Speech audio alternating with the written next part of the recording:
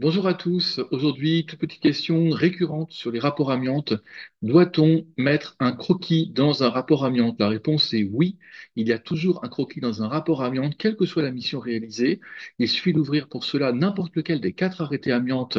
Vous savez que c'est parfois un peu complexe. Enfin, on pense que c'est complexe parce qu'il y a plusieurs textes côte à côte, mais qui se complètent parfaitement. Les quatre arrêtés méthodologiques amiantes, que ce soit pour la liste A, la liste B et la liste C, ou l'avant-travaux, prononcent la phrase quasiment toujours écrite de la même façon. Si je prends l'arrêté liste A ou liste B de 2012, il est très clairement indiqué que le rapport doit contenir, entre autres, c'est le point numéro 5, c'est le paragraphe 5 dans le texte, le rapport doit contenir les plans ou croquis des différentes parties de l'immeuble bâti ainsi que la liste des différentes parties de l'immeuble visité, etc., etc., etc. Il y a marqué en cas de présence ou en cas d'absence. Oui, il y a bien un croquis.